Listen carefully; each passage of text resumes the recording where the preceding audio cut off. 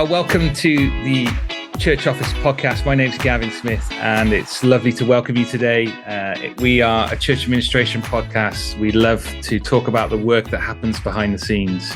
But one of our passions is to serve churches and to serve pastors. And today we've got a special guest. We've got Phil Swann on from Llanelli. Thank you so much for coming on the podcast, mate. Oh, it's a real pleasure, Gavin. Real pleasure. It's great to have you. And we're going to talk about various things. And I think Phil is aware of, he's serving as a pastor in Llanelli Free Evangelical Church. You'll fill us in on how long you've been serving various different things. But we want to talk about the pastor. We want to talk about the burdens and the challenges that they face. And I know there's some operational ones and administration ones, but also there are other challenges that they face, and how can we get alongside, how can we support and care for our pastor? So there's a whole range of things we want to cover. So Phil, tell us a bit about where you're based and your bit about your background. Well, obviously based in Llanelli, centre of the universe.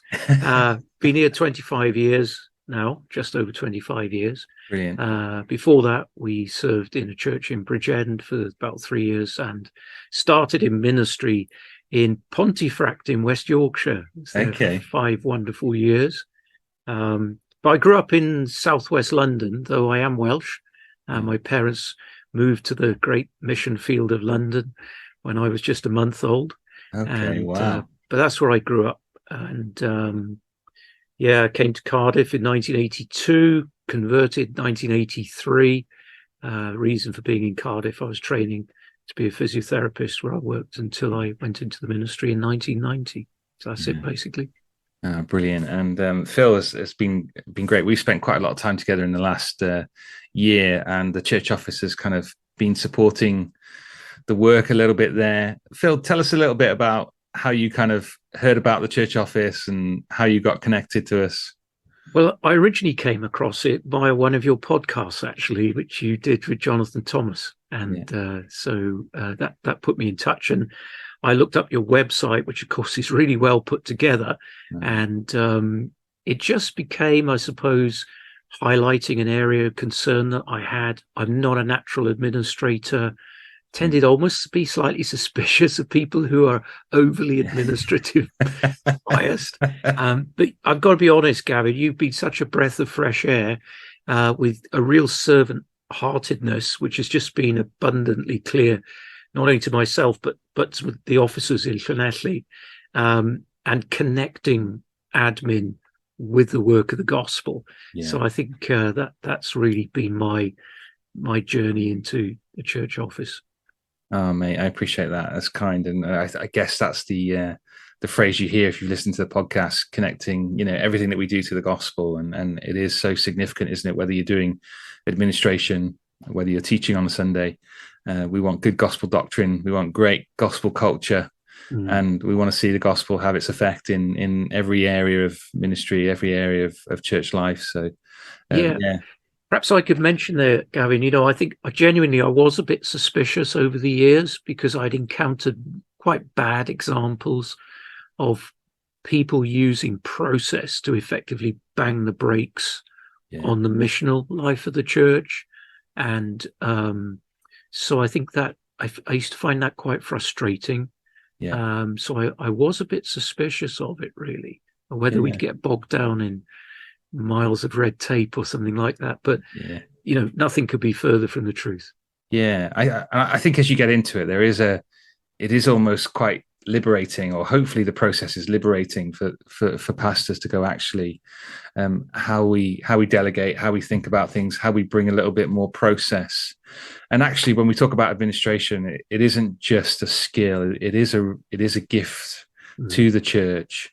And if we can identify people in our church with that spiritual gift, it can make a really big difference to have somebody alongside a pastor who may be just volunteering, who may be in a part-time role or a full-time role like myself. But to have that kind of gifting in the church, you do see the difference it can make. Do you think there are other pastors, Phil, who would be reluctant to look at this and administration because they've got weaknesses in there themselves and they don't want to adjust those and have that exposed in a way?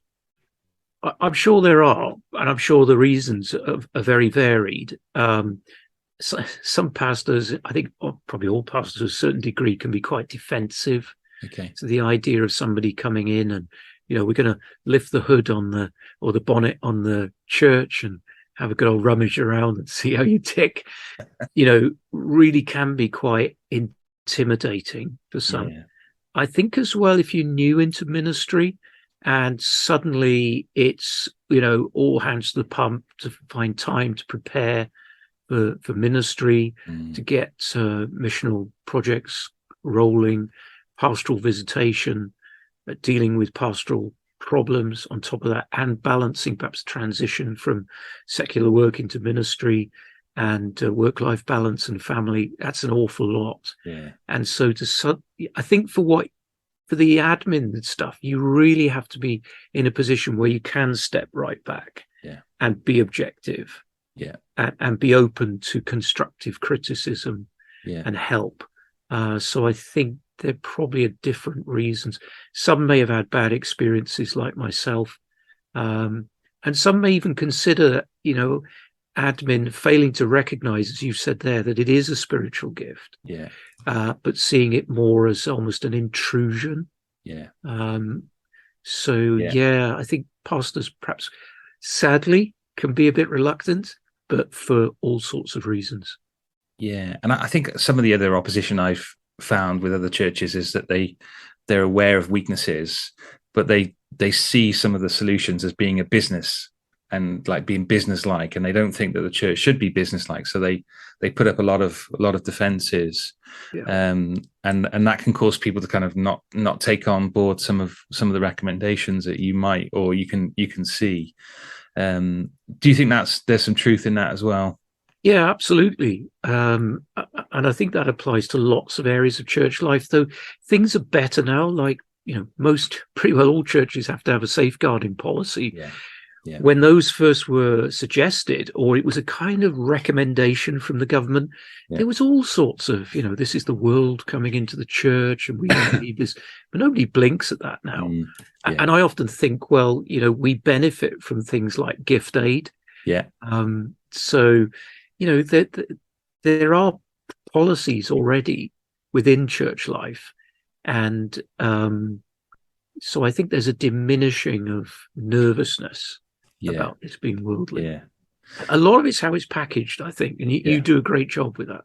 That's kind of you. That's kind. And the back office review is is what we call it. And basically, for those who don't know, we would go into a church, have a chat to the leader or the pastor of the church, talk about what are some of the challenges, what are some of the frustrations, where is their grace at work.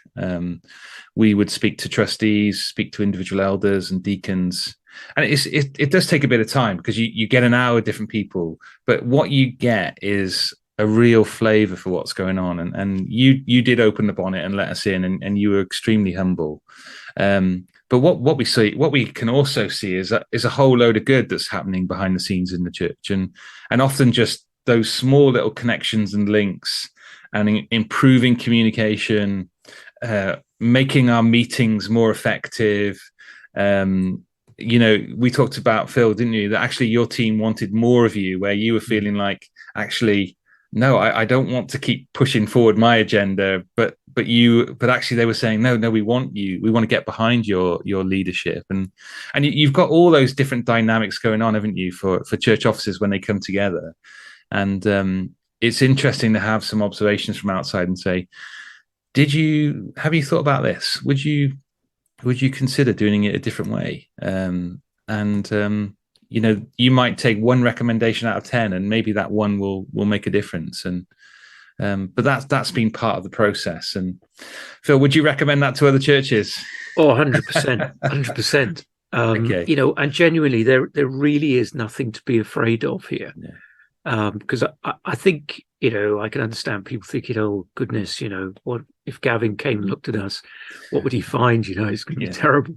But, if we're really concerned to be the kind of church that we need to be in terms of our serving of the Lord, sometimes we have to face up to things that there are areas that need to improve. areas that we need to value more. So I think if your heart is really set on, we want to move forward, definitely recommend it. Being open to that. And it's lovely, isn't it, to turn with leaders to something like Acts chapter 6. Yes. And where Stephen, is and his colleagues are deployed to do something. They're not going to be teaching, they're not going to be necessarily praying in the same way as these leaders are called. And there's this lovely deployment, isn't there? And then as you read through the text, you get to the end of it and you go, and the word of God, expanded. It was preached, and there were more disciples, and you can see that. And as administrators, we read that and go, oh, that's the part that we can play. I'd be a terrible preacher, and I'd be awful at trying to do what you do, Phil. But to come alongside you and to do something that God's called me to do, in kind of organizing, mobilizing, equipping people, problem solving, which is, all those things are going on in that text. It's lovely to see that. And so I think if we can convince pastors that actually there's a liberating role here of administration that liberates you as the individual, as the pastor, that you don't get bogged down with church admin, but finding ways that you can release that to enable you to do what God's called you to do. And I think most pastors would love that. But it's the bit in between of, how do I get to that point? What do I do? Which is the hard bit, I think. It is. And, I think very much of your involvement with us is rather like that of a school governor who is to be a critical friend. And the emphasis is on friend, because it's clear that you want to see gospel success in the churches that you're supporting. So, it's not just criticism. Yeah, definitely. No, it's far from that. So let's talk about pastors, and we the podcast, there are a lot of people who are operations based, who are similar to me. Talk about what it's like as a pastor and the pressures that you face, because that helps me to approach you or my pastors in a different way to how I might just want to bombard them with requests and demands. Talk to me about what life is like as a pastor. Right. Well, it depends probably at what stage of pastoral ministry you're at, because I think things differ. If you're new into pastoral ministry, it's rather like when I did my first triathlon and someone said, when you start swimming, it's like, basically swimming inside a washing machine, and people trying to break your nose at the same time. And the transition from secular work into pastoral ministry is huge for people, because you come into a context where generally there are no defined boundaries.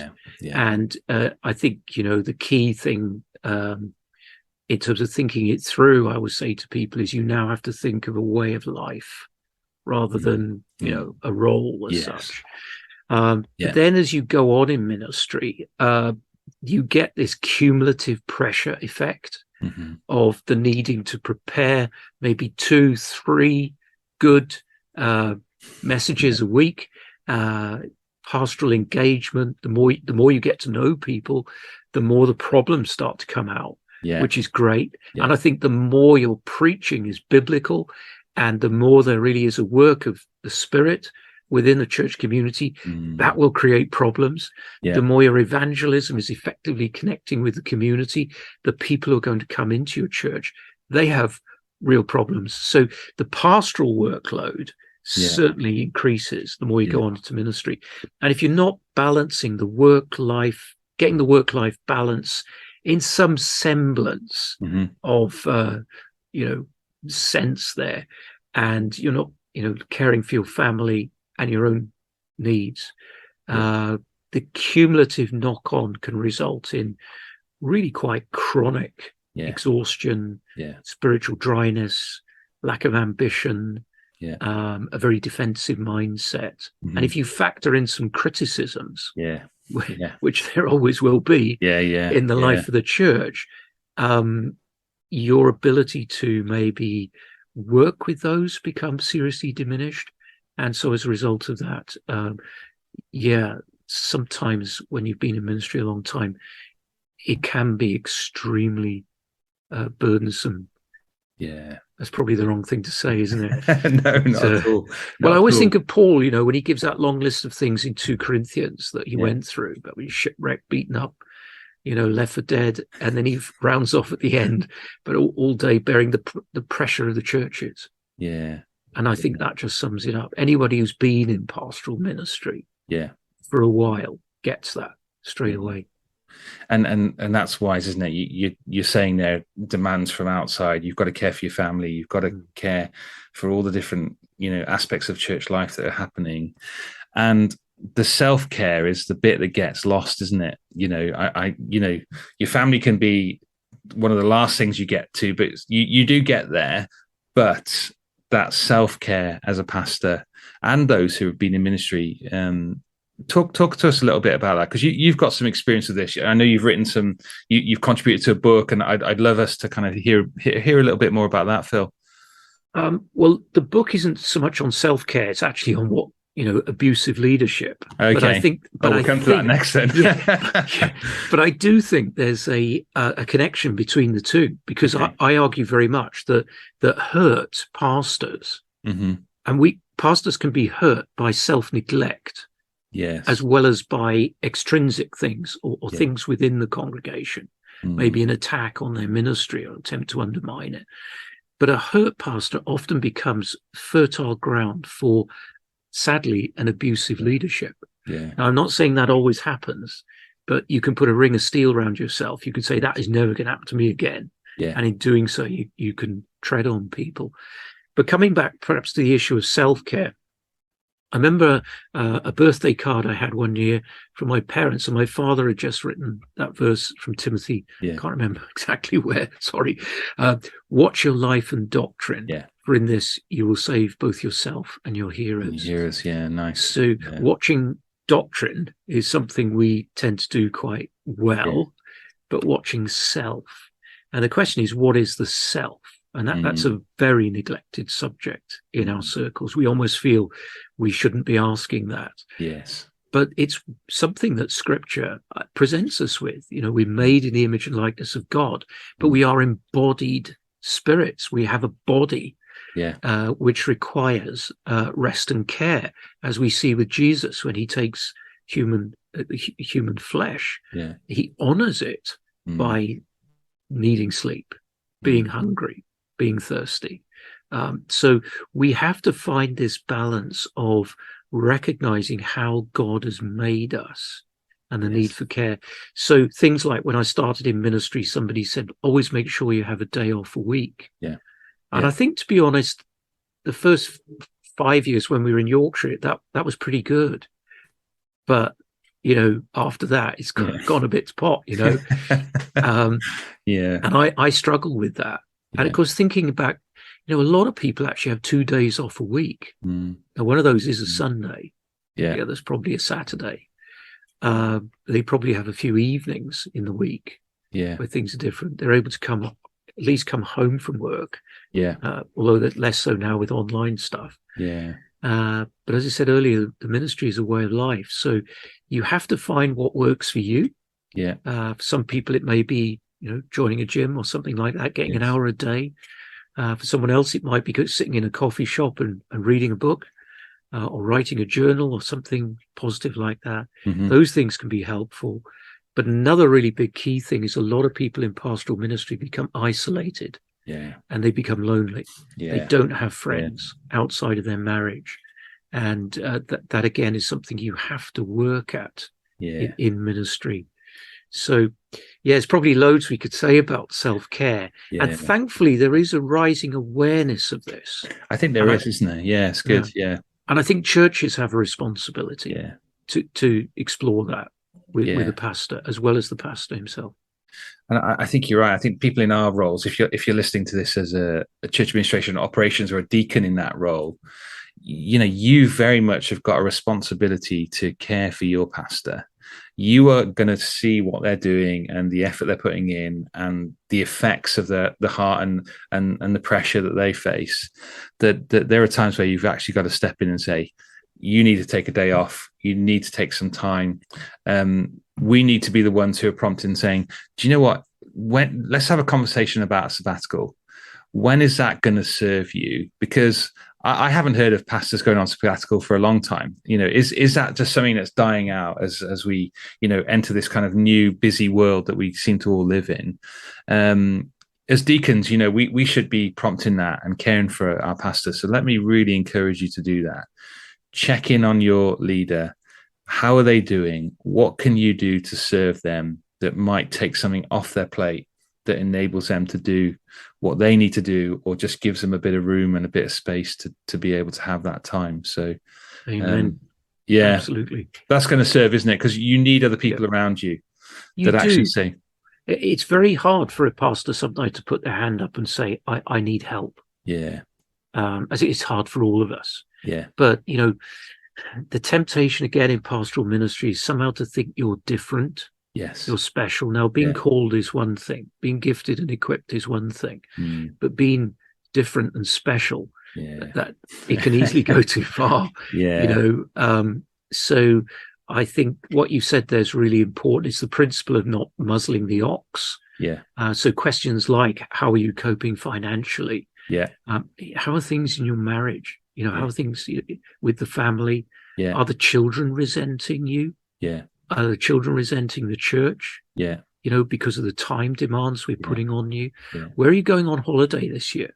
Yeah. Well, why only that? Is it because you can't afford it? Or I think having that sort of conversation, most pastors probably, even if churches don't have the resources, but I think having the conversation can actually be really helpful.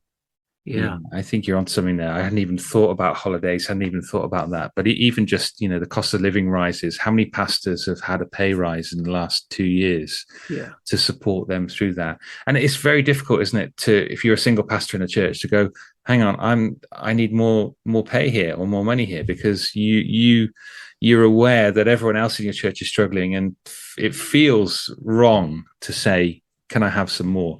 But so let's do the work. And I was at a seminar talking to administrators, before, and saying, actually, sometimes we might have to actually build some of this into people's contracts when we're hiring them.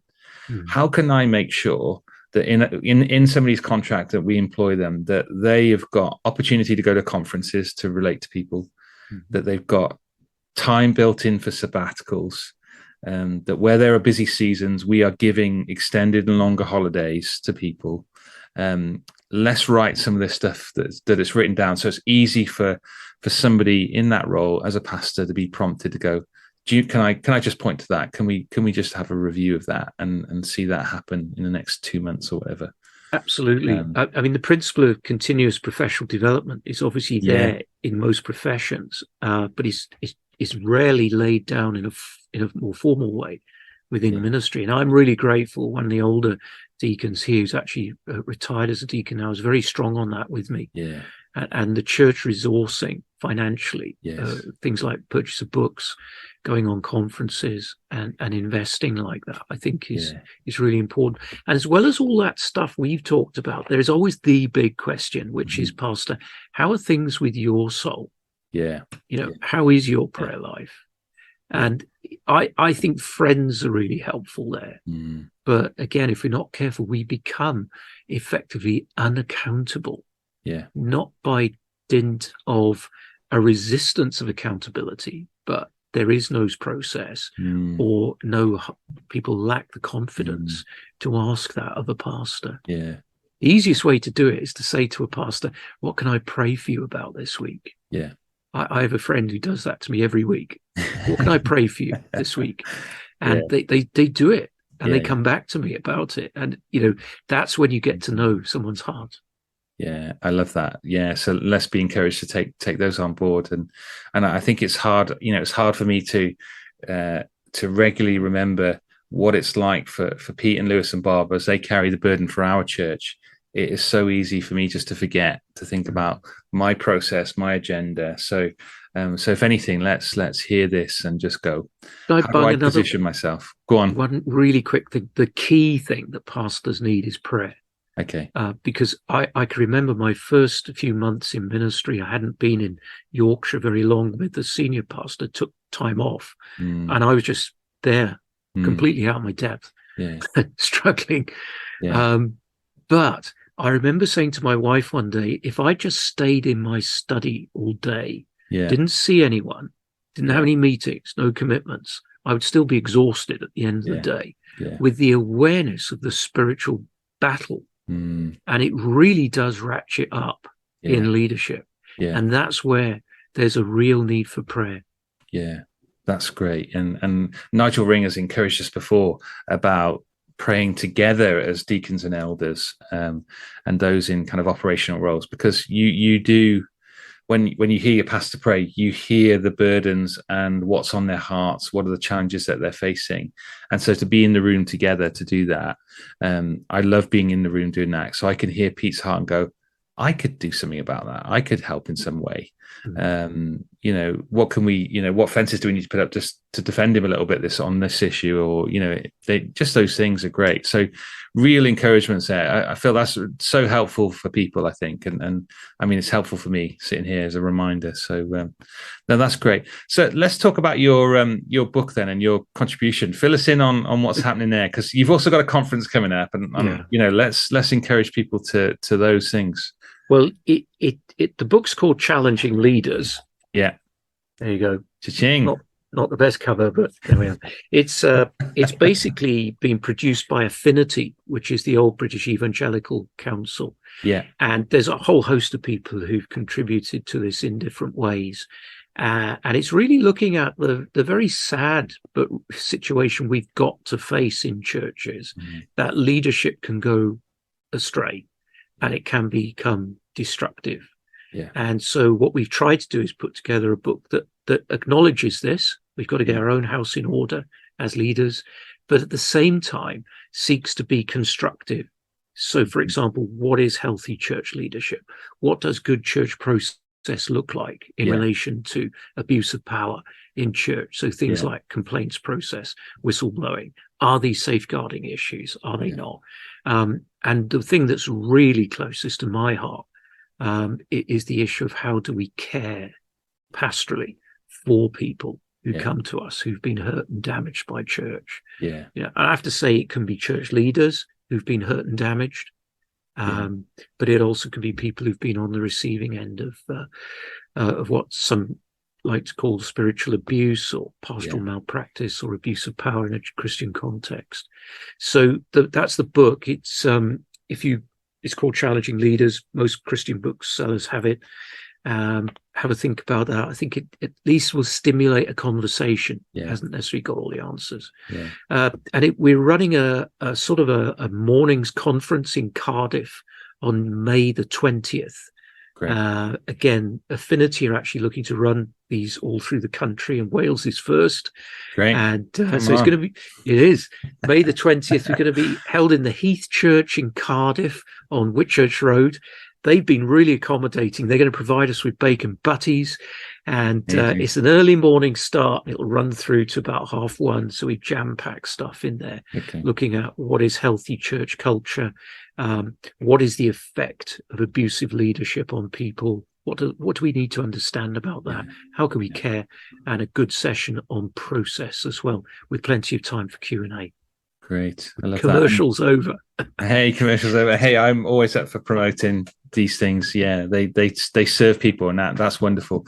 Do people need to book in, or have you got the links that you can pass on to me to promote? Yeah, I'll let you know the links. But yes, pre-booking would be a massive helpful in terms of how much bacon we need. There is a small charge, but the charge will include the opportunity to have a copy of the book.